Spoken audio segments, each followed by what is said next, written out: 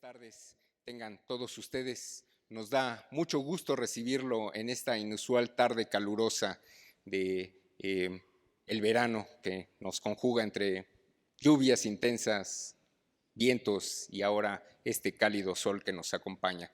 Estamos en una nueva sesión del curso Movimientos Políticos y Sociales de México en el siglo XX y hoy tenemos como invitado especial al doctor Armando Bartra, quien ya nos ha acompañado en otras conferencias de curso. Recordarán que lo tuvimos a propósito de la Revolución Agraria Zapatista, también lo tuvimos presente en el módulo 1 y ahora de nueva cuenta para plantear, para conversar sobre temas que son de nuestro interés. Haré lectura de la semblanza curricular de don Armando Bartra para que recuerden y aquilatemos desde luego su participación en este curso.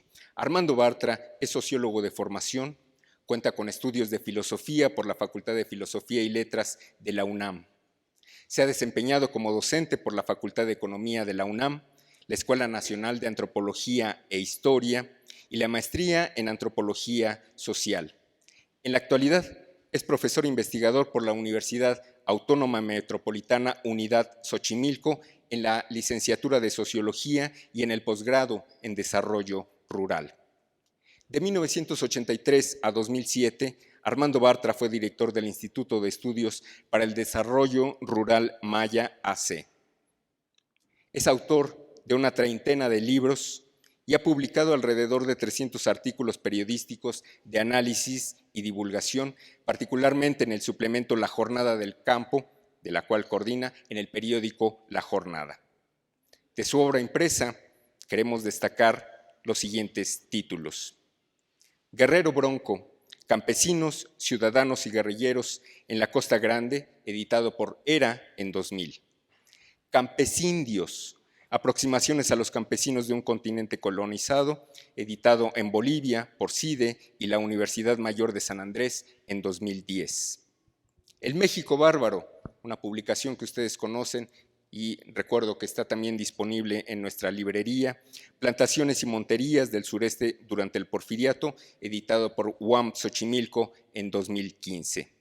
Finalmente, destacamos el título Goethe y el despojo, los costos del progreso, el sur, la incertidumbre, los demonios, publicado por UAM Xochimilco y editorial Ítaca en 2016. Con la participación de Armando Bartra, comenzamos un pequeño ciclo dentro del curso para tener una aproximación desde diferentes ángulos sobre el emblemático, el crucial, el coyuntural movimiento, el año de 1968. Veremos a través de sus palabras los movimientos juveniles, estudiantiles de 1968 en el mundo. Los recibimos con un aplauso muy amables.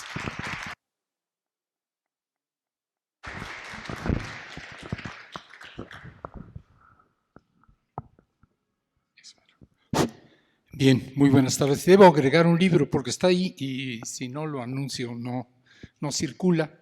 Es un libro ya un poco viejo en sus 4 sucesivas reediciones, ampliado siempre, y la última, la más reciente, es del Fondo de Cultura Económica y se llama Los Nuevos Herederos de Zapata. Tanto el México Bárbaro como los Nuevos Herederos de Zapata están disponibles en la librería. Hecho el comercial, un saludo a todos ustedes, a la mayor parte ya los conozco, nos hemos visto por aquí en más de una ocasión. Vamos a estar otra vez 1 hora, yo voy a platicar con ustedes 1 hora sobre este tema y después tendremos otra hora y hasta que nos corran, porque también hay un límite en el diálogo en esta institución. Estos son los libros de los que hablábamos. Podemos debatir, podemos intercambiar ideas. No voy a hablar, no me lo van a permitir, me prohibieron expresamente que hablara yo del 68 mexicano. El único 68 en el que yo participé, el único movimiento de jóvenes en el que yo participé. Ese no es el tema de hoy en la tarde, de ese tema no debo hablar y por lo tanto voy a abstenerme, aunque la querencia me lleve a hablar de ese 68 que es el más cercano a mi corazón. La solicitud es que hable de el movimiento estudiantil en el mundo, el 68 global, el 68 en todos los países del mundo, y esto es lo que voy a intentar hacer en el curso de un poco menos de una hora. No es inconveniente, para mí no me parece improcedente el que alguien le planteen hablar de un movimiento global o del 68 como movimiento global. Porque en verdad, así lo creo, el 68 no es una suma de acontecimientos locales, nacionales, sino un acontecimiento global. Parece que pueda significar lo mismo, no significa exactamente lo mismo. No es la coincidencia en el tiempo de una serie de insurrecciones o de movilizaciones o de protestas estudiantiles más o menos coordinadas las unas con las otras o cuando menos enlazadas las unas con las otras. Es en realidad un movimiento global, es un acontecimiento de escala planetaria. No hay muchos acontecimientos de escala planetaria, hay muchas cosas que irradian al planeta entero, hay muchas cosas que son conocidas en el planeta entero, hay muchas cosas que suceden en muchos países, a veces al mismo tiempo, pero difícilmente un acontecimiento histórico de carácter global. Un acontecimiento histórico de carácter global cuyas expresiones nacionales no se comprenden, no se pueden dilucidar, no se pueden esclarecer, si no es observando el conjunto, si no es tomando en consideración el conjunto. Es bastante evidente. No podemos entender el 68 mexicano sin el Mayo francés. Pero el Mayo francés no se entiende sin el movimiento, por ejemplo, de los estudiantes socialistas, la Liga de Estudiantes Socialistas Alemanes, en donde uno de los dirigentes del Mayo francés, Rudi Dutschke, después hablaremos de él, había militado Cohn-Bendit, el francés, había militado en compañía de Rudi Dutschke, que era el dirigente alemán.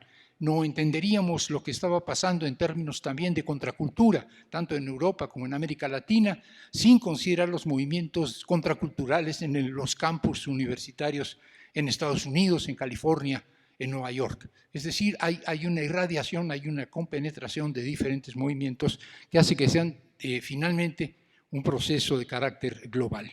Y hay, sin duda, porque si no sería imposible para mí hoy en la tarde tratar este tema, una serie de rasgos comunes, una serie de elementos que conforman, diríamos, las señas de identidad del 68 como un acontecimiento global.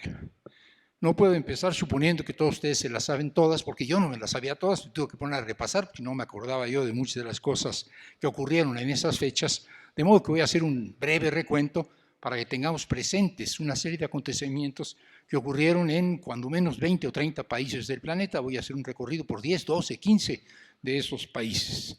Lo primero, no porque sea el primero, en realidad, muchas veces los acontecimientos se anteceden, no son acontecimientos del 68, sino que empiezan en el 66, la Revolución Cultural China, que también es un movimiento de jóvenes y que empieza mucho antes, o los movimientos en Italia, que empiezan también en el 67, o el propio Mayo francés, que tiene movilizaciones anteriores en el 67, pero bueno, empecemos con Francia, que es emblemático y que es en efecto uno de los más destacados.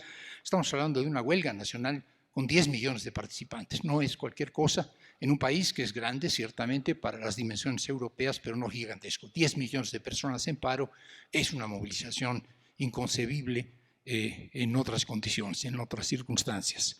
De hecho, las cosas en Francia empiezan desde antes, empiezan por ejemplo en un movimiento en Nanterre, en 1967, son movilizaciones por problemas de índole académico, porque las universidades estaban saturadas, porque los estudiantes ya no podían conocer directamente a sus maestros, había problemas de inquietud, de inconformidad de carácter universitario, y esto provoca movilizaciones en 67, movilizaciones en cambio en París y muy fuertes, no por razones académicas o universitarias, sino por un acontecimiento global que conmovía al planeta entero, y muy particularmente a los jóvenes, sobre todo de Estados Unidos, pero también de Europa.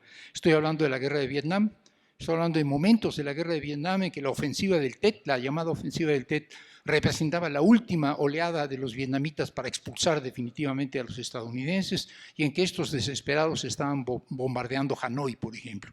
En estas circunstancias, la conciencia, digamos, el internacionalismo de los jóvenes en todos los países del mundo se hace presente, y en el caso de París, en el caso de Francia, específicamente de París, los estudiantes, además de que salen a las calles, se confrontan con las guardias, se confrontan con los grupos fascistas, rebautizan el barrio latino, el conocido barrio latino, el barrio de los jóvenes estudiantes, como barrio del Vietnam heroico. En 68 hay una toma de la Universidad de Nanterre, después de choques con grupos fascistas. Por estos meses se funda, por un lado, el grupo 22 de marzo, es un grupo importante, como un grupo, diríamos, no hay dirigentes propiamente dichos. Cohn-Bendit dirá que él es un vocero del movimiento, un altavoz del movimiento, no un dirigente del movimiento, que él habla por el movimiento habla a través de él. No es que él hable por el movimiento, pero como quiera que sea, esta organización 22 de marzo que encabeza precisamente Daniel Cohn-Bendit se forma por esos años, se forma también la Liga de Estudiantes Socialistas, se forma también el grupo Los Rabiosos, uno de los grupos más radicales y con algunas actividades interesantes de las que después hablaré. Hay que llamar la atención sobre el hecho, hoy para nosotros no desconcertante, pero en ese momento sí, de que el Partido Comunista Francés le da la espalda al movimiento. Y no solo le da la espalda al movimiento, sino que considera que el movimiento es un movimiento provocador, un movimiento aventurero. Los califican textualmente, literalmente, de aventureros. No a la aventura es la cabeza de los periódicos del Partido Comunista Francés. Las organizaciones, grandes organizaciones obreras, las grandes organizaciones sindicales, la CGT y otras más, también le dan, al principio, le dan la espalda al movimiento. Su liderazgo le da la espalda al movimiento. Poco a poco es imposible que las bases obreras, muchas veces de obreros jóvenes, le sigan dando la espalda a un movimiento de esas dimensiones, de esa magnitud, y también los obreros, y finalmente arrastrados por sus bases, también las dirigencias sindicales se tienen que sumar al movimiento. Sin embargo, lo notable es que la izquierda gremial, las organizaciones sindicales y la izquierda política, el Partido Comunista Francés, no es el único, pero es el más notable, el más significativo, finalmente rechazan el movimiento, le dan la espalda al movimiento y de ninguna manera encabezan el movimiento. Es un movimiento que, como el mexicano, quienes tengan aquí suficiente edad como para haber participado, se forman brigadas, se forman comités, aquí hay llamados comités de acción, que realizan trabajo político en los barrios, que realizan trabajo político en las fábricas. En un momento dado, París tiene una presencia en una manifestación de 800.000, 900.000, cerca de 1 millón de personas, en París, y en ese momento estamos hablando de un poco la segunda mitad del siglo pasado, es muchísima gente, son todos los parisinos o casi todos los parisinos. La huelga general en mayo moviliza a 10 millones de trabajadores y estudiantes. Finalmente, De Gaulle, presidente de Gaulle en ese momento, el héroe de la resistencia en la Segunda Guerra Mundial, un personaje respetado, un personaje por muchos admirado, que se veía, digamos, yo diría que desconcertado, desubicado, y era un político con mucha trayectoria, con mucha concha, diríamos hoy, con mucha experiencia como político, desconcertado por ese movimiento, está a punto de renunciar, o cuando menos hay rumores de que está a punto de renunciar, finalmente decide que no es la renuncia a la salida, moviliza a la tropa se avecina a París, rodea París y empieza la represión. Y finalmente el movimiento es frenado, es aniquilado, muchos son encarcelados. No es un baño de sangre, como en el caso del 68 mexicano, pero sí una agresión, una ofensiva de carácter militar. Les leo una frase que pronunció Charles de Gaulle en ese movimiento. Decía: la efebocracia se ha adueñado de las calles. La efebocracia. ¿Sí? El poder de los niños, de los chavos, de los adolescentes. Así era. El problema es que un hombre como De Gaulle no podía entenderlo. No podía entenderlo y no podía soportarlo. Por el contrario, Cohn-Bendit decía, y al final del movimiento, como balance del movimiento, entre muchas cosas, la siguiente: después de lo que hemos vivido durante este mes, y sí, el movimiento francés es de mayo, un mes, 30 días, después de lo que hemos vivido durante este mes, ni el mundo ni la vida volverán a ser lo que antes eran. Digamos que este es el balance de Cohn-Bendit. No voy a seguir con el movimiento francés, tengo un librito sobre esto que escribí sobre la marcha, que escribí en el propio año de 68 y que apareció durante el movimiento estudiantil en México. En Italia hay una movilización muy semejante, aunque no de las dimensiones de la francesa. Desde 1967 se forman comités de acción comités de acción en las fábricas, comités de acción en las escuelas, comités de acción obrero-estudiantiles, un movimiento que arranca en Turín, una ciudad industrial, y que se extiende finalmente a casi todo el país, y en términos de universidades, en 27 universidades. Es decir, es un movimiento que se vuelve nacional en muy poco tiempo y que coincide y en cierta medida antecede al de Italia. Llama la atención que tanto en Italia como en Francia, te comentaré un poco más después, en España hay una movilización estudiantil muy fuerte, pero también una movilización de los sindicatos obreros, cosa que no va a suceder en México, tema del que no voy a hablar. Está prohibido. En España hay un movimiento estudiantil fuerte en Madrid, hay un movimiento estudiantil fuerte en Barcelona, clausuran los estudiantes, cierran las universidades, los activistas son expulsados de las universidades, tienen apoyo obrero, cuentan con apoyo obrero, y finalmente el gobierno español, el gobierno presidido por Francisco Franco, por un dictador, una dictadura que había llegado a través de un golpe de Estado a gobernar ese país, establece una policía especial y un estatuto especial para ejercer control sobre los campus universitarios, o sea, policías para la universidad, unos policías específicos para controlar estudiantes. Sí, en algún momento el gobierno tiene que declarar estado de excepción, formalmente estado de excepción, es decir, restringir la plena vigencia de la ley para poder controlar un movimiento que se salía de sus cauces. En el caso de Europa hay movimientos también en Italia y movimientos en Bélgica. En nuestro continente, en nuestra América, o en América en su conjunto, hay un movimiento importante, muy importante y realmente apasionante en los Estados Unidos. Rebeliones en los campos, tanto en la costa atlántica como en la costa del Pacífico, rebeliones en Berkeley, rebeliones en Columbia, movimientos estudiantiles por razones académicas. La toma de Columbia es una cuestión de carácter académico, y en el caso de Berkeley, en cambio, es un movimiento más político. Ahí surge el Free Speech Movement, el movimiento por la expresión libre, pero en todos los casos son movimientos en diversos campos universitarios. Hay ahí claramente una convergencia del movimiento, hoy diríamos afrodescendiente, durante muchos años dijimos el movimiento negro sin que hubiera problema con ello, el Black Power, entonces, no diríamos el afrodescendiente Power, suena mal, ¿no? Entonces ellos decían que eran negros y no había problema, y nosotros éramos blancos y tampoco había problema, aunque sean términos imprecisos. El Black Power era poderosísimo, estoy hablando de una parte importante del movimiento negro, no la única, los panteras negras que se enfrentaban con la policía con armas en la mano, Carmichael, uno de los dirigentes importantes, pero también otro movimiento negro, un movimiento negro más inspirado, diríamos, en la política, en el modo de actuar político de Gandhi, de la resistencia civil pacífica, encabezado por Martin Luther King. Un movimiento que, por cierto, ya por esos años, ya por el 68, 67, 68, 69, empezaba a entroncar con un movimiento pobrista, un movimiento por la reivindicación de los derechos de los pobres blancos, negros y amarillos y cobrizos de cualquier color. Un movimiento que abandonaba su espectro racial, o las razas no existen, ya lo sabemos, como grupo étnico, pues los afrodescendientes, y se extendía a la pobrería de todos los Estados Unidos. Este era un movimiento importante, poderoso, y que se imbrica con el movimiento estudiantil. Y por otro lado, la guerra de Vietnam. Si la guerra de Vietnam movilizaba a los estudiantes franceses, Francia había participado como protagonista destacado en la guerra de Vietnam, ya no por aquellos años. Los estudiantes universitarios estadounidenses, con más razón, no solo por conciencia política, porque era una lucha justa la del pueblo vietnamita, sino también porque podían ser reclutados y podían ser enviados a la muerte en la guerra de Vietnam, o tenían, para evitar el reclutamiento, que irse al exilio en Canadá, por ejemplo.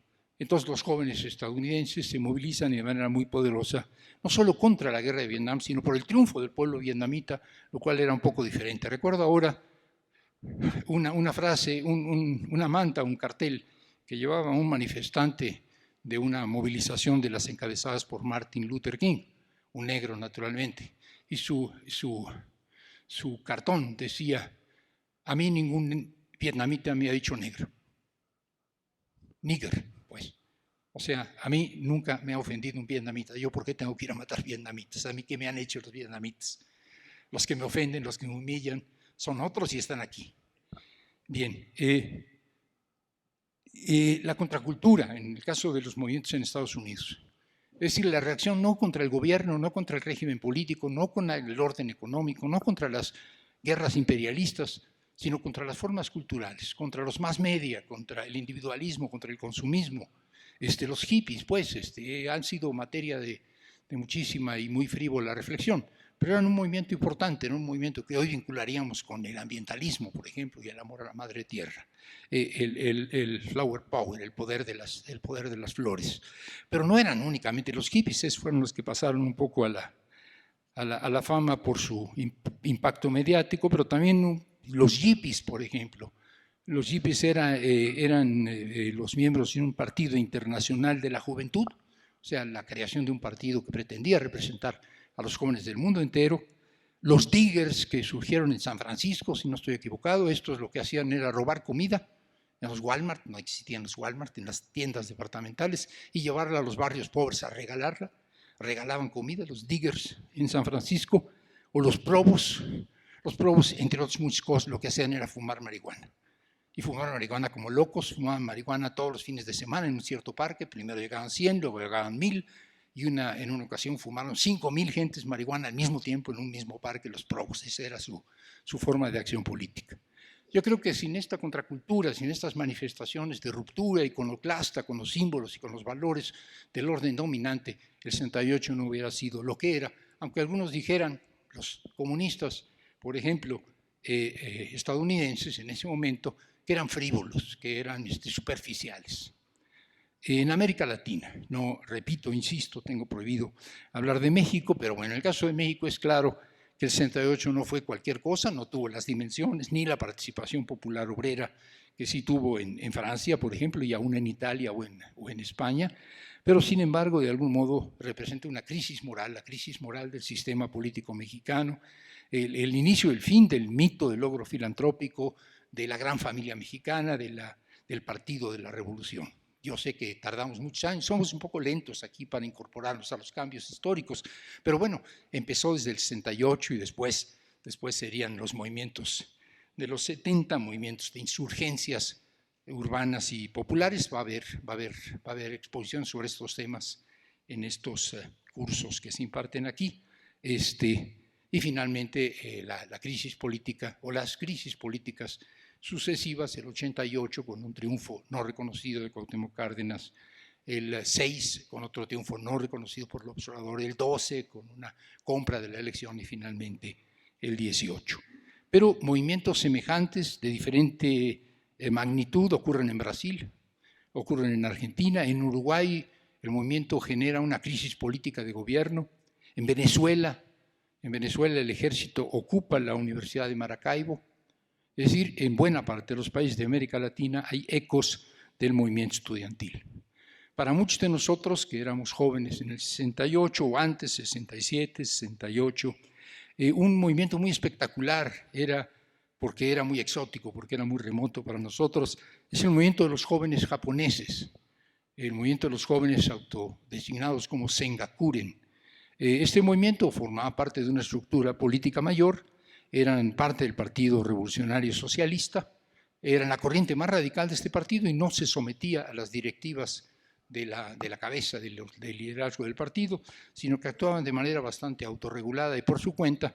Y una de las cosas que hacían era casi un deporte, era enfrentarse a la policía, y eso no era un deporte tan seguro, sino de alto riesgo, enfrentarse a los soldados de las bases militares estadounidenses en el país que había sido derrotado en la Segunda Guerra Mundial. Entonces, los estudiantes en Sengakuren se enfrentaban a los soldados, se enfrentaban a las policías en unas batallas campales en las que salían armados con bastones de kendo.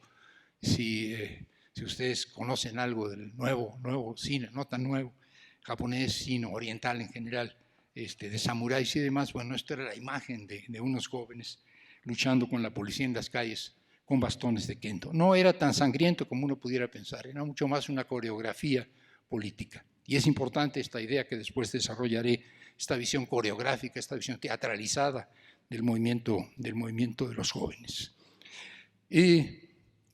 Países socialistas.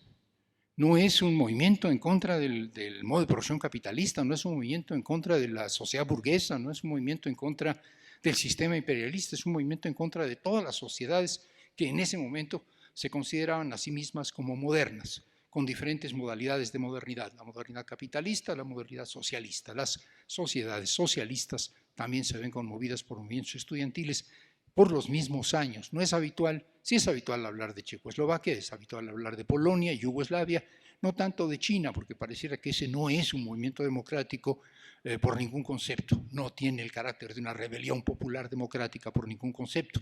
Habría que repensarlo, habría que reconsiderarlo. En todo caso, en China, desde mucho antes, quiero decir, 2, 3 años antes, y caso curioso, en China, en Checoslovaquia va a ser lo mismo, con una iniciativa desde arriba, con una iniciativa desde la cúpula, en este caso con una iniciativa desde el presidente del Partido Comunista Chino, que era Mao Zedong, se empiezan a movilizar los jóvenes, se empiezan a movilizar los estudiantes. Mao Zedong decía, la juventud es la fuerza más activa y más vital de la sociedad, y considerando esta premisa, convoca a la movilización de los estudiantes. Hay en 66 movilizaciones estudiantiles en Pekín, que se han hecho famosas por la imagen de jóvenes enarbolando un pequeño librito rojo, el libro rojo de citas de Mao Zedong.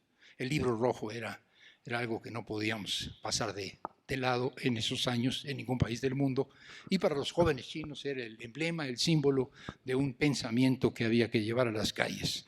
En 1966 decía manifestaciones juveniles en Pekín, pero ya el año siguiente, en 1967, Mao Zedong queda en minoría en el Comité Central. No vamos a entrar en una disquisición de este tipo, pero finalmente él queda en minoría dentro de la cúpula del partido, que era además la cúpula del gobierno, y convoca a movilizaciones populares contra la burocracia, tanto del partido como del Estado. La revolución cultural, la llamada revolución cultural, es, cuando menos en su forma aparente, en su modalidad externa, una convocatoria a las bases, a las masas, al pueblo llano, a los de a pie, a movilizarse en contra de la burocracia, es decir, del aparato, de la estructura. Es llamar a un proceso de abajo arriba, de apoderarse de las estructuras del partido y del Estado desde el movimiento social. Claro, es una parte del partido y del Estado el que está convocando a las masas a apoderarse del partido y del Estado, porque este partido y Estado está, según esta corriente, copado por sus enemigos. Podemos interpretarlo todo como sin duda como una manipulación política de la juventud, solo que está un poco difícil que algunas decenas o cientos de millones de jóvenes chinos se dejen manipular por un hombre así fuera Mao Zedong. Entonces, sin duda, había un descontento contra las estructuras burocráticas del partido, había un descontento contra las estructuras burocráticas del Estado, y es utilizado, dinamizado o en todo caso palanqueado por una convocatoria desde arriba. El planteamiento del movimiento, el planteamiento de la revolución cultural, como lo concebía Mao Zedong, era someter al control directo de las masas todas las funciones del Estado. O sea, gobernar desde abajo, autogestión de las masas. Los guardias rojos, los rebeldes revolucionarios, cometen todo tipo de excesos. No voy a contar la historia negra de la revolución cultural. Y finalmente la violencia, y finalmente el resultado último es una restauración del orden que es hacia la derecha. Es otra vez el aparato, es otra vez la burocracia la que se apropia de las estructuras gubernamentales y políticas de China. Europa Oriental, otra vez, otro tipo de socialismo, el socialismo que había surgido de la expansión, diríamos, del ejército rojo, del ejército soviético sobre Europa en la Segunda Guerra Mundial. Checoslovaquia es el más connotado, hay libros y libros sobre este tema, así como Mao había llamado a las movilizaciones desde la cúpula en Checoslovaquia. Alexander Dubček, secretario del Comité Central del Partido Comunista Checoslovaco, convoca a la democratización. En países de dictadura del proletariado o de democracia popular, básicamente sometidas a la dominación del Estado y a su vez del partido, convocar a la democracia era completamente iconoclasta, era completamente subversivo, sobre todo hacerlo desde la dirección del propio Partido Comunista Checoslovaco, como lo hace Alexander Dubček. No era únicamente la democratización, era la denuncia y el reconocimiento de que Checoslovaquia había vivido regímenes dictatoriales, de que Checoslovaquia había vivido una sangrienta represión, de que los opositores eran encarcelados y desaparecidos. Lo que después se dijo sobre la Unión Soviética, en este momento se estaba diciendo sobre Checoslovaquia por parte del secretario general del Comité Central del Partido Comunista Checoslovaquio, es decir, de la dirección misma, de la cúpula misma de la política checoslovaca. Se estaba reconociendo todo esto y convocando también a un tipo de desarrollo económico menos centralizado y menos burocrático que el otro, es decir, también una reforma al modelo económico hipercentralista, hiperestatista que dominaba en todos los países socialistas, el socialismo real. Era un llamado a transformar, a modificar, a democratizar el llamado socialismo real desde un país del socialismo real encabezado por un hombre que formaba parte del aparato del socialismo real y que va a la Unión Soviética a tratar de explicarles de qué se trata, de que no se trata de una ruptura, no se trata de pasarse al campo imperialista, sino que se trata simplemente de hacer una reforma en Checoslovaquia. Rusia, en ese momento, la Unión Soviética no lo entiende así, y las tropas del Pacto de Varsovia se introducen, entran pues en Praga. Olvidé decir que Praga, como siempre sucede en este tipo de movimientos, tiene una plaza importante, la Plaza Alexander, y en esa Plaza Alexander se concentraba la población, se concentraban los jóvenes. Praga era, se decía, el foco de la insurrección democrática, y lo que ocurría en Checoslovaquia era la primavera de Praga. Esta primavera es barrida pues por los tanques de la invasión de las tropas del Pacto de Varsovia, esencialmente Polonia y la Unión Soviética. Al año siguiente, en 69, Dubček es destituido.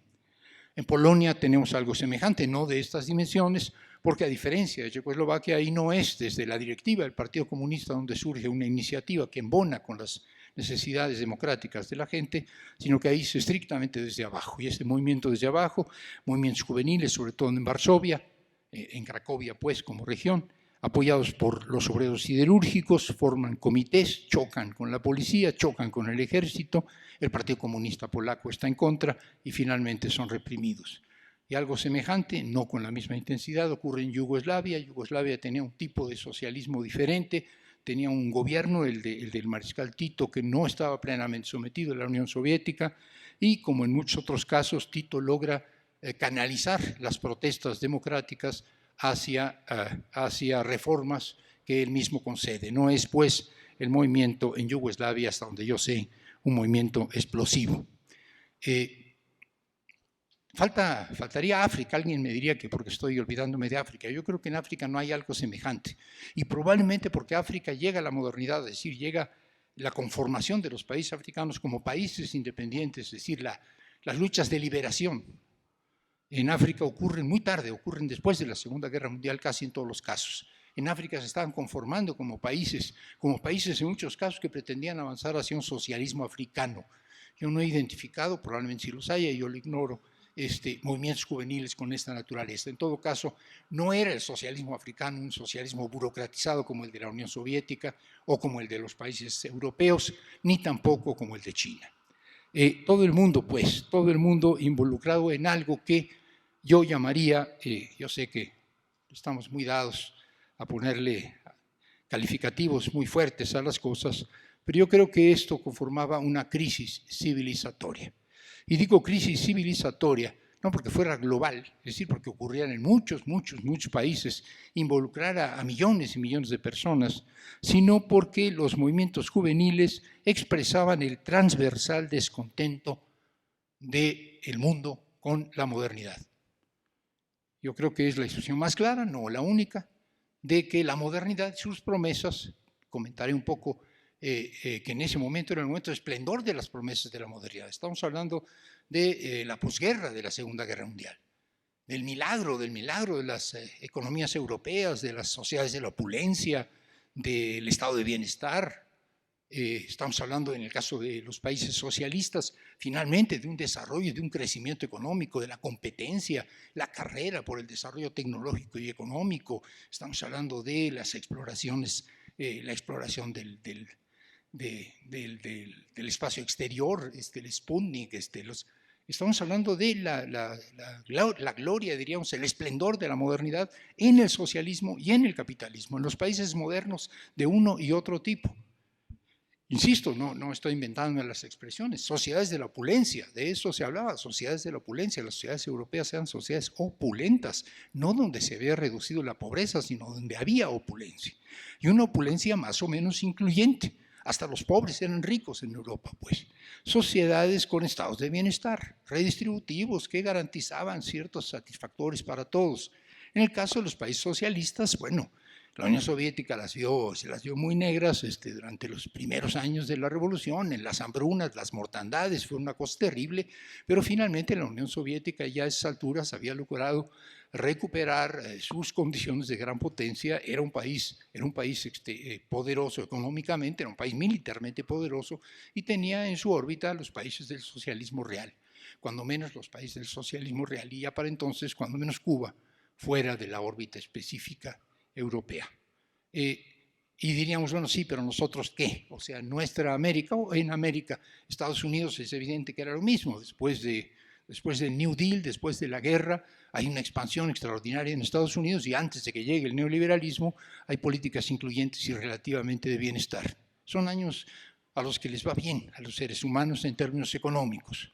Más ingresos, más trabajo, más satisfactores, más servicios públicos. Y en el caso, repito, de nuestro continente, bueno, es el desarrollismo.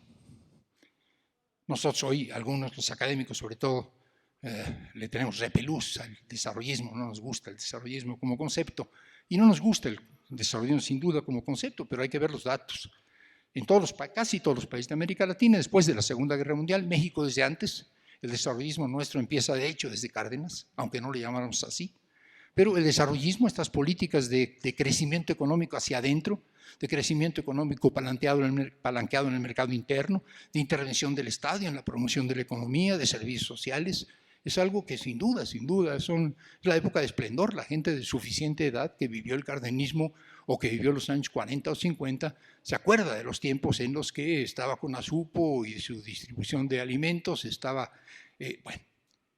o sea que también a nosotros nos había tocado este bienestar, el desarrollo estabilizador para el caso de México como modelo económico.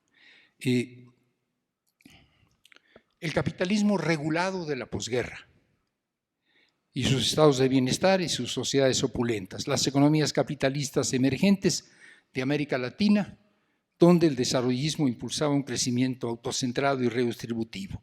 Las economías planificadas socialistas de la posguerra, que se expanden manteniendo cierta igualdad redistributiva, acceso universal a los servicios, tanto en el capitalismo como metropolitano, o en los países en desarrollo, o en los países socialistas, eran años de crecimiento económico y sin embargo son cuestionados no solo por los obreros pobres, no solo por los campesinos, sino por los jóvenes, y en muchos casos, el caso de Francia, por lo que se llamó la juventud dorada.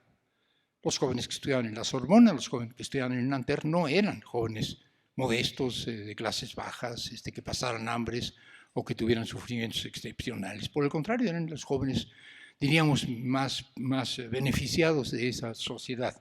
En el caso de México, del que no voy a hablar, pero de todas maneras, los jóvenes que se movilizaron, los jóvenes de la UNAM, los jóvenes del Politécnico, los jóvenes de las preparatorias de la Ciudad de México, fundamentalmente, pues no éramos, digo, aquellos que entonces éramos jóvenes y nos movilizábamos, no éramos los jóvenes de Polanco, que eran las colonias ricas del entonces, pero tampoco éramos, o de Las Lomas más bien, pero tampoco éramos precisamente los sectores más modestos, eran sectores relativamente de clases medias y sin embargo había un malestar profundo, había un malestar con la modernidad, un malestar que yo creo que es semejante al que Freud, y para los que les interese el tema, años antes de la Segunda Guerra Mundial, pero ya muy cerca de la Segunda Guerra Mundial, había llamado malestar en la cultura, es decir, pareciera que la cultura, la civilización, el orden moderno genera un malestar profundo en los seres humanos y sin duda lo genera, puesto que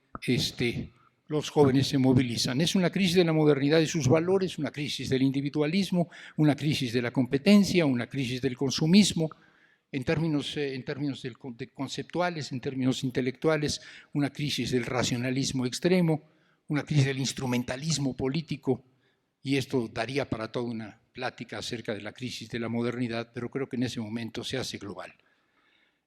Otra consideración sobre el conjunto del movimiento. El movimiento de los jóvenes del 68 es más global, creo, que otros movimientos mundiales del siglo XX. Y había ya para entonces movimientos mundiales importantes. El feminismo se había globalizado, pero sin embargo seguía siendo un fenómeno muy primermundista, diría yo, en cuanto a sus corrientes más poderosas, o muy urbano en cuanto a los países periféricos. El pacifismo, que sí era muy importante, hoy a nosotros quizás no nos parece tan grave, pero aquellos que habían vivido la Segunda Guerra Mundial, Europa fundamentalmente, los europeos, y que sentían que ellos eran el escenario de la confrontación entre Estados Unidos y la Unión Soviética, ¿no? O sea, ellos habían sido el escenario de la Segunda Guerra Mundial y estaban a punto de ser el escenario de la Tercera Guerra Mundial, porque los dos grandes bloques, la Unión Soviética y Estados Unidos, se iban a confrontar en Europa. Hay en Europa un poderosísimo movimiento pacifista, pero es básicamente un movimiento pacifista europeo, como que a los mexicanos o a los sudamericanos no nos preocupa tanto el problema de la guerra y de la paz. El incipiente ecologismo, que tenía que ver con el DDT o que tenía que ver con el uso de la energía nuclear, no existe. El DDT es grave, nos estamos intoxicando con aquella bombita para matar moscos, ¿no? Pero no eran movimientos globales tan poderosos como lo llegó a ser por un rato corto, el movimiento de los jóvenes. Yo creo que es el ejemplo de una retroalimentación política casi instantánea, producto de los medios de comunicación masiva. Habría que reflexionar sobre esto, pero en ese momento, en los años 60, sabíamos lo que estaba pasando en el mundo instantáneamente. Lo sabíamos por la televisión, lo sabíamos por la radio. La información llegaba muy rápidamente de un día para otro a todos los lugares del planeta. No había lugares completamente aislados. No eran las redes sociales, no era el internet todavía, no era interactivo, pero como quiera que sea. Yo podía seguir día a día lo que estaba pasando en Francia, yo podía saber lo que estaba pasando en París de un día para otro, a través de la prensa nacional, a través de la radio y comprando publicaciones europeas que llegaban en avión. Pensemos en un siglo para atrás las internacionales, el intento de crear movimientos globales, ¿no? Movimientos de todo el mundo, las internacionales de los trabajadores, la internacional que luego una se vuelve marxista, la primera se divide en los marxistas y los anarquistas, luego surge la segunda, finalmente hasta la cuarta, pero estoy hablando de las primeras internacionales, anarquismo y marxismo, socialismo marxista. Pues el intercambio de ideas era a través del correo, era a través de las cartas y de enviar los folletos y los materiales escritos y los periódicos por correo. Un correo que para llegar de Europa a América o viceversa tardaba no solo unos cuantos días, sino a veces semanas, si es que no se perdía. Es decir, el flujo de información que tenemos ya a mediados del siglo XX es realmente extraordinario. Una transmisión que es también de imágenes del movimiento a través de la televisión. Yo diría que una suerte de internacionalismo más mediático que universaliza la cultura política y finalmente que globaliza a los actores sociales. Otro rasgo definitorio y para ir terminando de este movimiento es, claro, su condición de jóvenes, de movimiento juvenil. Pero debiera ser claro, debiéramos entender que la juventud no es un hecho consustancial a la naturaleza humana, no es una edad que esté de manera natural dada en el crecimiento del ser humano, sino que es una invención, una creación histórica, es una invención de la modernidad.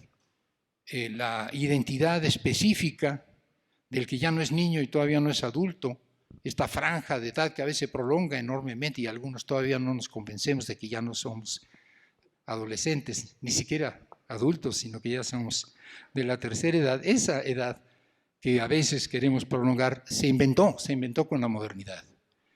En las sociedades tradicionales se pasa de ser niño a ser adulto.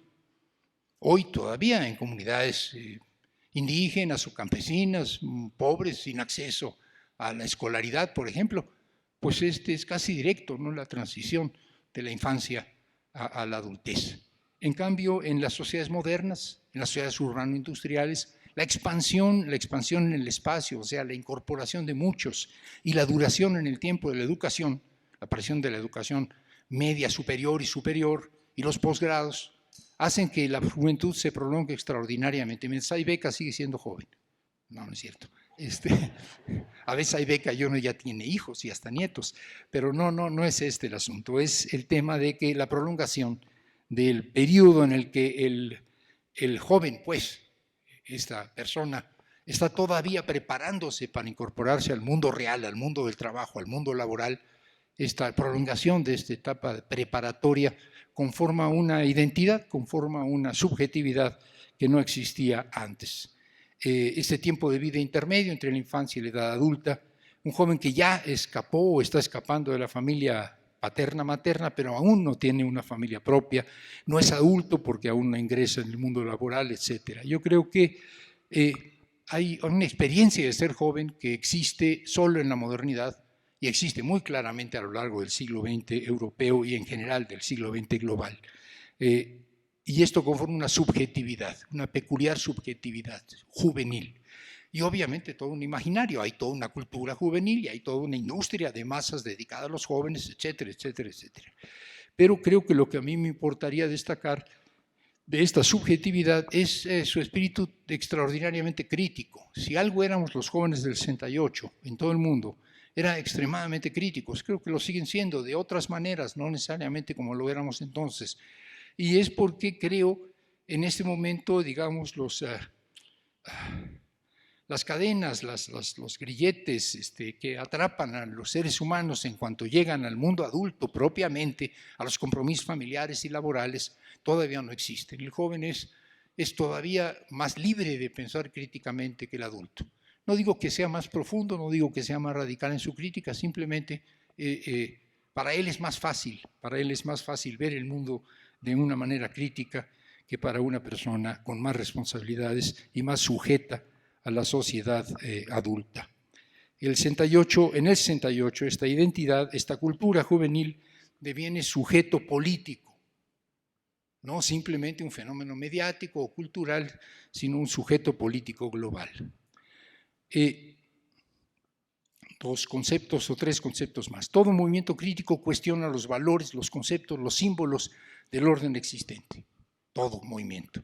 Sin embargo, el movimiento de los jóvenes es un movimiento particularmente iconoclasta, particularmente irreverente, transgresor, blasfemo, desacralizador, pónganle todas las palabras que ustedes quieran.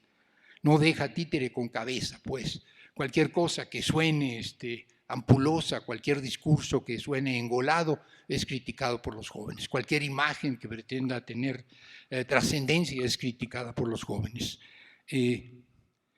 Es profanatorio, como quiere un autor, un italiano, Giorgio Agamben, que habla de esto, la profanación como una expresión de la subversión política.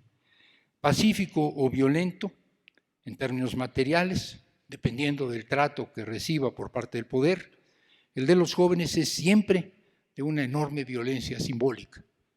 Insisto, puede ser violento, puede ser que tenga que tirar ladrillos a la cabeza de los policías, que a su vez les tiran bombas lacrimógenas. Estoy hablando de los jóvenes franceses, o que tengan que utilizar bombas Molotov, o que tengan que utilizar bastones de kendo, pero no es esta violencia de la que estoy hablando. Esta violencia puede no existir, puede ser un movimiento extremadamente pacífico en términos de las acciones físicas, de la materialidad, pero todo movimiento juvenil es de una enorme violencia simbólica. Si ustedes participaron algunos, o recuerdan, o se sumaron, o escucharon de hijos o nietos lo que era el movimiento Yo Soy 132, de ese sí puedo hablar, no del 68 mexicano, queda claro que era nerd completamente, era de la Ibero, pues, era en gran medida un movimiento cuidadoso de no agredir, de no agredir físicamente el entorno. Y sin embargo era terriblemente violento en términos simbólicos. E incluso políticamente incorrecto, ¿no? Peña puto, miles gritando Peña puto. Probablemente se lo merecía, pero en todo caso es completamente incorrecto. Nosotros sabemos hoy por hoy que no hay que utilizar este tipo de ofensas porque ofendemos a otros que no merecen ofensas, sino que merecen nuestro apoyo. Pero esto era una manera iconoclasta de estos jóvenes de agredir. O que la señora congelada de uva, una performancera, se quitara los pantalones, se cagara sobre Peña Nieto. No le prestaron a Peña Nieto, pero sí un cartel. Y ahí en el Zócalo defecó sobre la imagen de Peña Nieto. Digamos, ese tipo de cosas son violencia, violencia pura, la violencia más radical posible, pero una violencia que no ocasiona sangre, que no saca chipotes, que no saca moretones, pero define los movimientos juveniles más poderosos. Y esto se expresa a veces en fórmulas, en grafitis, en expresiones que han ido pasando a la historia y que no son las frases convencionales de proletarios de todos los países unidos o viva la Revolución Mundial, sino que son mucho más creativos, mucho más alegóricos, mucho más metafóricos. Van algunos. Soy marxista de la corriente Groucho, espero que sepan quién es Marx y sobre todo quién es Groucho Marx. Esta es de los franceses, que eran particularmente creativos. La verdadera revolución es una fiesta, decían también los franceses. Y la muy sobada, seamos realistas, pidamos lo imposible. Los chavos del 132 lo mejoraron, porque son tuiteros, yo creo que por eso. Y la dejaron en seamos imposibles. Mucho mejor que la francesa. Millonarios del mundo unidos, los vientos se están cambiando. Viva lo efímero, eso lo reivindicaba la juventud marxista pesimista. Desconfía de la gente adulta, desconfía de la gente triste. Otra grave para nosotros, los que somos maestros, profesores nos hacen envejecer. ¿No oyeron? Profesores nos hacen envejecer, nos hacen volvernos viejos. El trabajo de ustedes es hacernos viejos. Debajo de los adoquines la playa es muy bonito porque ellos arrancaban los adoquines, claro, para tirárselos a los policías, y debajo de los adoquines estaba la tierra, debajo de los adoquines estaba la playa, estaba el símbolo de lo que ellos buscaban, tirar esos adoquines a la cabeza de los freaks para algún día poder ir libremente a la playa. Y una expresión del Comité de los Rabiosos de la Internacional Situacionista, que fue ideológicamente muy importante, que decían: quienes hablan de revolución sin referirse a la vida cotidiana, sin entender lo que hay de subversivo en el amor, esos llevan en la boca un cadáver.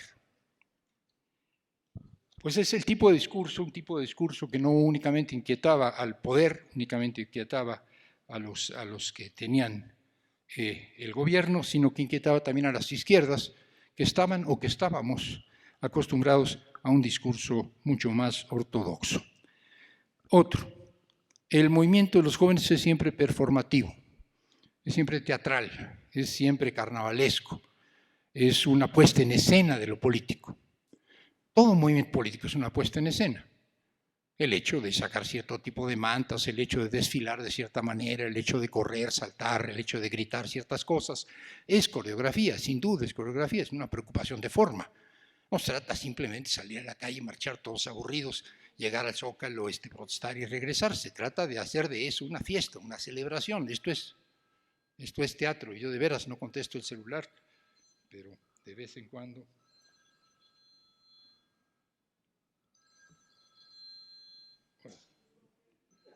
No quiere.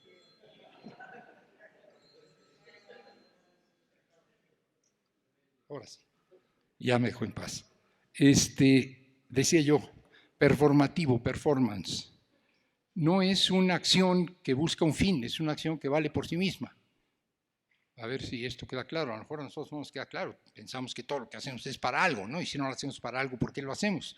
Pero si pensamos un poco más, nos daremos cuenta de que ciertas acciones son en sí mismas absolutamente valiosas. Y que en realidad las acciones que en verdad importan son las que son valiosas en sí mismas y no por un fin.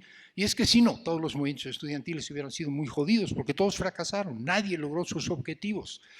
Nunca se cumplieron sus demandas, nunca, en ninguno de los casos se cumplieron sus demandas. ¿Todos valieron madres? No, por favor, porque eran performance, porque la acción misma vale por sí, porque la acción cuenta por sí misma, no necesitas alcanzar tus objetivos. Va pues, para decirlo en mexicano, ¿quién nos quita lo bailado? Bueno, a los jóvenes del 68, de los 68, nadie les podía quitar lo bailado, porque lo bailado era lo importante, bailar era lo importante, celebrar era lo importante. Se perseguían objetivos, se tenían pliegos de demandas, pero la acción misma era importante. Los jóvenes en general se centran en las formas. Generalizar sobre los jóvenes es violento, pues, pero hay una preocupación por lo formal en los jóvenes, que yo creo que responde al hecho de que el contenido ya está dado, el contenido es una cosa de los adultos, pero lo que nosotros sí podemos hacer es cambiar las formas, lo que nosotros sí podemos hacer es cambiar las apariencias. Nosotros no podemos quizás cambiar el mundo, pero podemos cambiar nuestra piel, podemos ponernos tatuajes, podemos ponernos piercings. Nosotros quizás no podemos cambiar la sociedad, pero podemos pintar las paredes, podemos llenar de música los espacios. Los jóvenes son performativos, los jóvenes les importa la forma, les importa la apariencia, les importa la teatralización. Y por esto los movimientos de los jóvenes no son medios para ciertos fines, son medios puros. Sí, un partido político que participa en las elecciones y pierde, pues fracasó. Un movimiento de jóvenes que lucha por tratar de derrocar a Charles de Gaulle y no lo logra, no necesariamente fracasó. ¿Por qué? Porque lo bailado nadie se los quita, porque la fiesta que representó en el barrio latino el movimiento de los jóvenes franceses, nadie se los quita, porque como decía Cohn-Bendit, antes y después son dos mundos diferentes. Contra la política instrumental, contra la política un medio, no decimos esto para lograr lo otro, hacemos esto para lograr lo otro, nada más. Y decían creo que eran los situacionistas, no pedimos nada, no reivindicamos nada, solo ocupamos. Los jóvenes que en la primavera árabe, que no solo fue en el Oriente Medio y en parte del norte de África, sino también se presentó entre los griegos, por ejemplo, opuestos al manejo que le estaba dando la Unión Europea a la crisis, también en España, también en Estados Unidos cuando se ocupa Wall Street. Toda esta serie de movimientos lo que hacían era ocupar. ¿Qué es exactamente lo que estaban pidiendo? ¿Qué es lo que querían? ¿Cuál era su pliego petitorio? La pregunta, ¿cuál es el pliego petitorio? ¿Qué demandan ustedes? Nada. ¿Y entonces cuál es su programa? Nosotros. ¿Qué es lo que buscan? Estar aquí. Suena desconcertante, puede parecer estúpido. Piénsenlo un poco y verán que no lo es. Los movimientos juveniles son acontecimientos, son experiencias que yo llamaría experiencias puras, experiencias radicales, experiencias desnudas. Y la última cuestión que quisiera comentar. Todos los movimientos juveniles del 68 fracasaron. Fueron vencidos, fueron derrotados, con frecuencia, con violencia, con saldo de sangre. No voy a hablar del 68 mexicano, pero no podemos nadie olvidar el 2 de octubre. Pero también los franceses tuvieron la ocupación militar de París, pero también los checoslovacos tuvieron la ocupación militar por tropas extranjeras, en este caso de Praga, pero también en Venezuela la universidad fue ocupada por el ejército, es decir, las barricadas del barrio latino no derrocaron a De Gaulle. La guerra de Vietnam no la ganaron en los campus de Estados Unidos, la ganó el pueblo vietnamita y en Vietnam. Nuestro 68 fue cortado de tajo en Tlatelolco y luego las Olimpiadas, pero los fracasos de los movimientos juveniles son de los fracasos que, si bien no logran sus objetivos expresos, hacen historia. La idea utilitaria, instrumentalista, de que solo ganando batallas hace historia, desecharía la mayor parte de la historia de la humanidad. La mayor parte de la historia de la humanidad está hecha de batallas perdidas. Hemos perdido batallas una y otra vez. No quiero repetir a Mao Zedong, pero Mao Zedong decía, vamos de derrota en derrota en derrota y así hasta la victoria final. ¿Cómo es que las derrotas acumuladas conducen a la victoria final? habría que preguntárselo a Mao. Lo cierto es que si nosotros analizamos lo que pasó en Checoslovaquia, en 68, lo que vemos es un antes y un después. Es socialismo autoritario que existía en el mundo, este socialismo real que era autoritario y que existía sobre todo en el mundo que se había enrolado al socialismo a partir de la Segunda Guerra Mundial, la Europa Oriental, ya no es el mismo después de Dubček, después de la Primavera de Praga.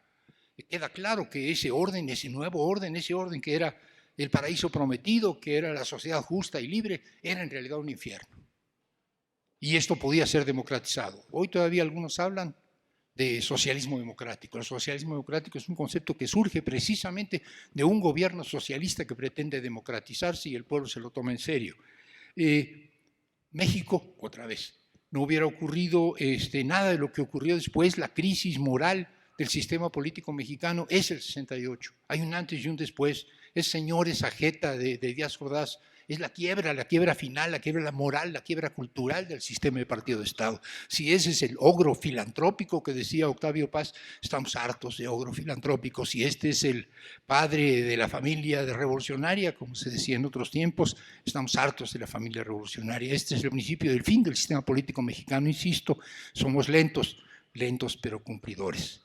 Ya cumplimos, quiero decir. Pero los fracasos de los movimientos juveniles son, repito, de los que hacen historia. Y simplemente, a lo mejor son conceptos demasiado vagos, pero no sé si a algunos les funcionen, las acciones colectivas, radicales, los movimientos profundos, convocan, por un lado, a Kairos, un dios, el dios del instante eterno.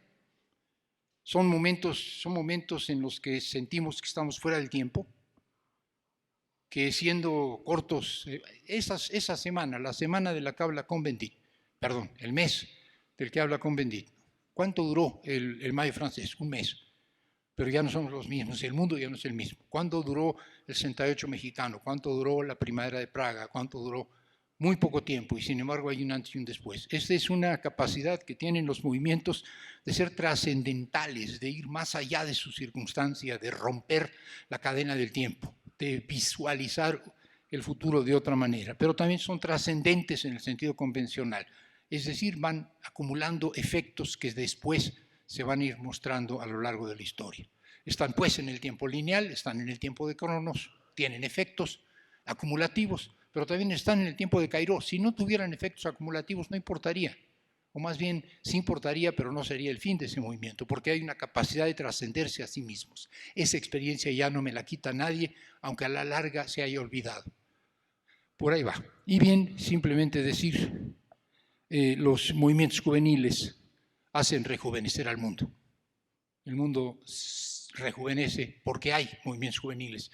Y lo último que quería decirles, que a mí me conmueve bastante, es que en los últimos años, un par de años, hay movimientos infantiles, carajo.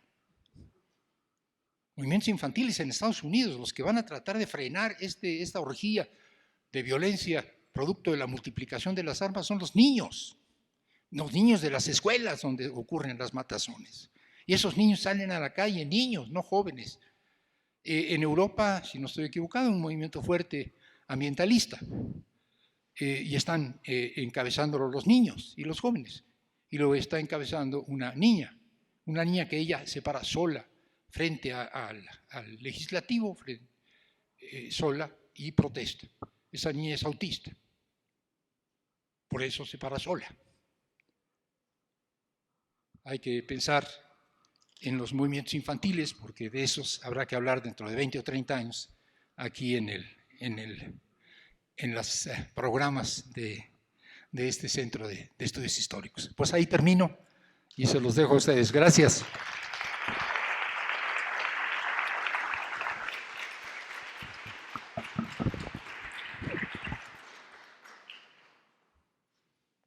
Así aquí es con papelito.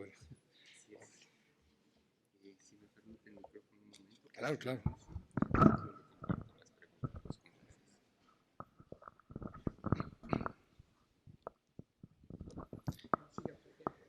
Agradecemos a Armando Bartra su luminosa exposición y sobre todo que se haya ceñido a la restricción temática que le impusimos desde el principio para que dé oportunidad a los siguientes conferencistas para desarrollar una nueva faceta de este mismo acontecimiento, de esta misma época.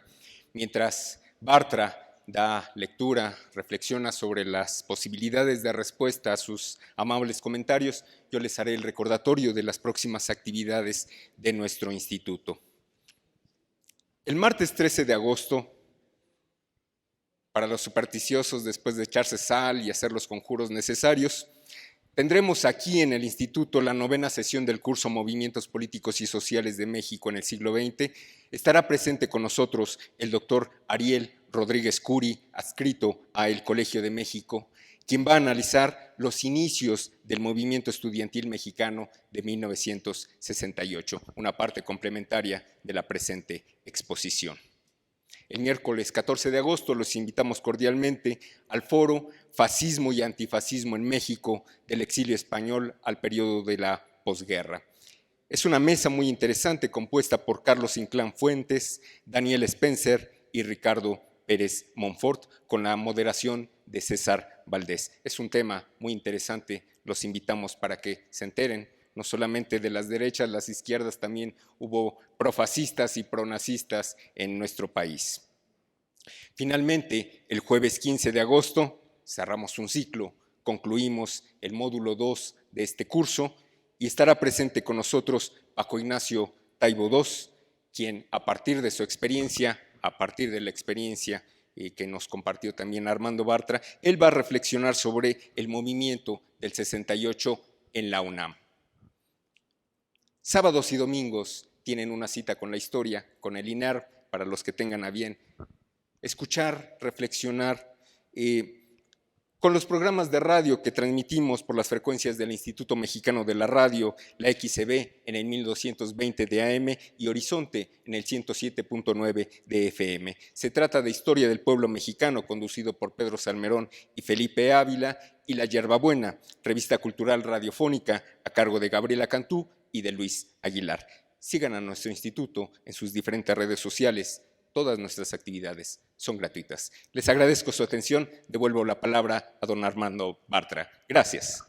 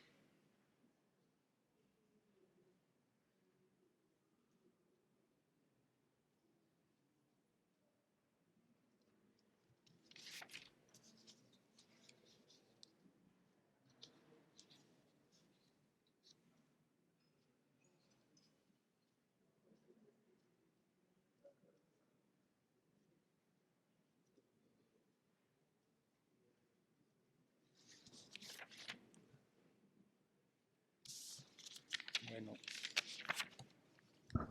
a ver si puedo responder. Algunas preguntas son las que se pueden responder de manera más o menos lacónica, por ignorancia, que no tengo yo la respuesta, o porque creo que es más o menos simple la respuesta, y otras requieren argumentación. El mayo francés del 68 fue la causa de que el presidente en turno renunciara posteriormente. No, yo creo que no.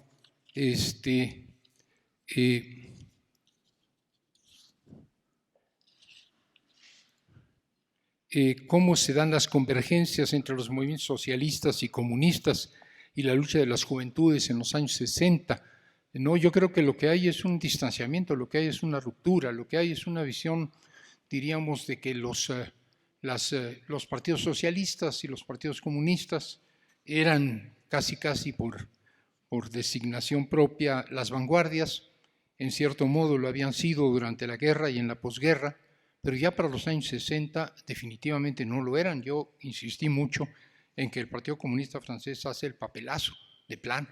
Se le da la espalda a un movimiento que era el movimiento más importante de la historia francesa del siglo XX, después quizás de la resistencia contra el fascismo, o más importante que la resistencia contra el fascismo. En Estados Unidos los comunistas, que eran escasos, consideran frívolos a los estudiantes contraculturales. Entonces creo que no hay en realidad una convergencia. El 68 hubo en otros países sectores donde destacaran obreros o trabajadores, como el caso de Francia, sí, claro. En el caso de Francia, el número de protagonistas no estudiantes en sentido estricto es enorme, la cantidad de... en las propias barricadas convivían estudiantes y trabajadores jóvenes, pero también en Italia. Probablemente en Italia la efervescencia en las fábricas por jóvenes obreros que desarrollaban ideas muy creativas como lo que llamaron poder obrero, el poder obrero dentro de la fábrica. Quiero decir, dentro de la fábrica se supone que el obrero, el trabajador, lo que hace es obedecer, desobedecer dentro de la fábrica, ¿no? La posibilidad de cuestionar la fábrica desde dentro de la fábrica. Estas ideas subversivas entre los trabajadores italianos convergieron con la de los estudiantes de Turín, también en Inglaterra, también en Bélgica, no así, aunque en alguna medida sí, también en algunos países latinoamericanos, pero no tanto y no de manera tan destacada. ¿Qué cambió socialmente en general? Yo creo que es un golpe definitivo a la idea de la prosperidad, la idea que se trataba de vender en el siglo XX de que si todos podemos consumir, todos somos felices. Y los jóvenes que podían consumir, sin duda podían consumir, consideraron que ese no era el orden en el que ellos querían seguir viviendo. Estoy hablando del consumismo porque es como el emblema de la opulencia en la modernidad, ¿no? El consumismo es el acceder a muchos bienes y satisfactores. Para plantearlo en términos de Deleuze, de Guattari, del Antiedipo, un libro escrito en 71, 72, por dos académicos que habían participado en el movimiento 68 en Francia. Lo que sucede en las sociedades modernas es que tenemos necesidades que podemos o no satisfacer. Lo que no hay en las sociedades modernas, lo que nos quitan las sociedades modernas, es la capacidad de desear. Un movimiento deseante es un movimiento invencible. No sé si esto queda claro, pero digamos, cuando los zapatistas del STLN en 94 son interpelados por el gobierno, dicen, ¿qué quieren? Lo que está esperando el gobierno es que digan, queremos carreteras, queremos escuelas, queremos hospitales, queremos piso firme, y el gobierno tiene ya la chequera dispuesta y va a firmar los cheques necesarios para que ese movimiento se aplaque. Y lo que dicen los compañeros es, pues lo que queremos es tener derechos. Bueno, es muy vago pero ¿qué derechos? Ajá, el derecho a tener derechos. No, qué chingados, ¿quién los entiende? O sea, lo que están diciendo no es qué cosas quieren, queremos tener derecho a tener deseos, poder tener deseos. Lo que nos han quitado es la capacidad de desear, no la capacidad de querer cosas que podemos alcanzar y no desear. Bien, por ahí va, o por lo menos por ahí creo que va. Como en 68 en la España franquista, en Francia en mayo del 68 se integró como parte de la historia que se enseña en la educación básica, sí. En México se enseña el 68 en la educación básica, yo creo que sí, o no sé si en la básica, pero sí en la secundaria. Y bueno, si no se enseña, pues para eso es la cuarta transformación, ¿no? Si no, ¿para qué sirve? Digo, del 68 tenemos una reivindicación específica que se enseñe y que esté en los libros de texto, claro, que está, pero hay que ver de qué manera. Y otras tres.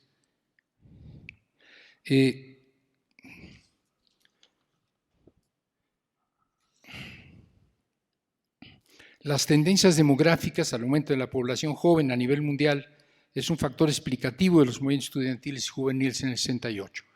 Quizá, pero no creo que sea tan directo. O sea, el hecho de que tengamos una pirámide o que se vaya desarrollando una pirámide en donde el baby boom de la posguerra, pues, hace que ya para los años 60, últimos 60, haya una población joven muy, muy grande. La gente que no tenía hijos durante la guerra o antes de la guerra, después de la guerra empieza a tener hijos y empiezan estos a ocupar una franja cada vez más importante.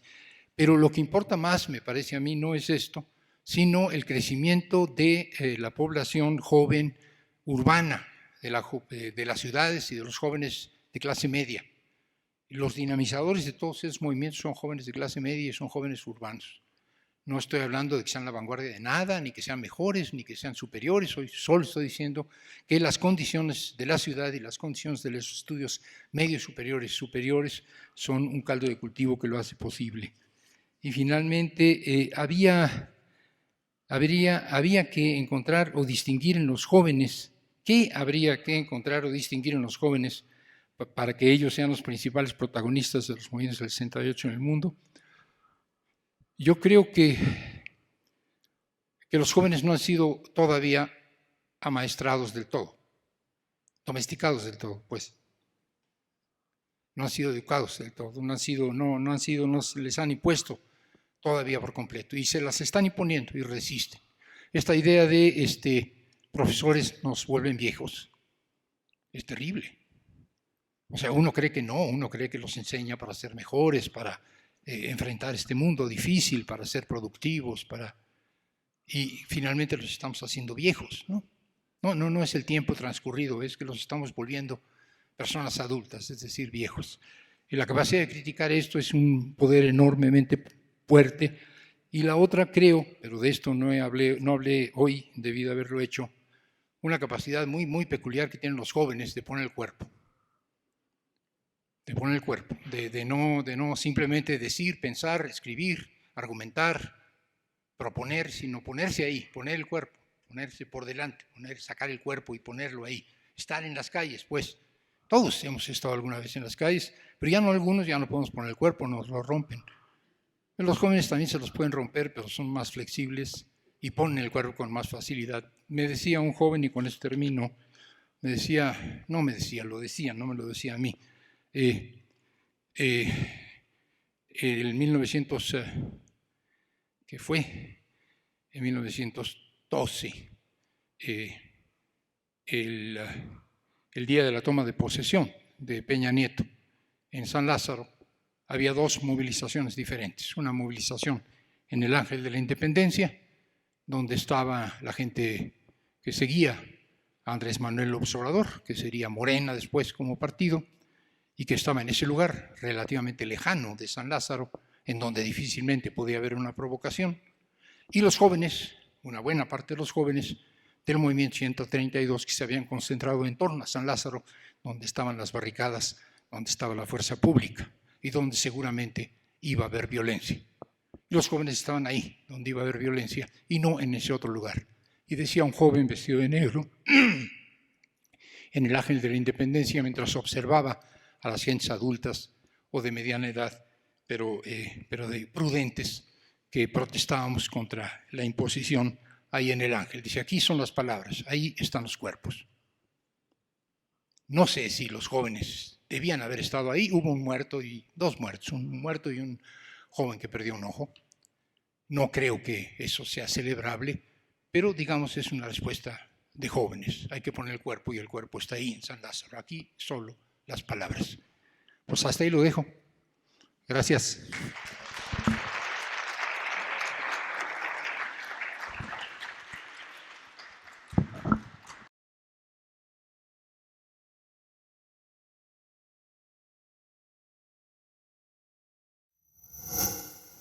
Gobierno de México.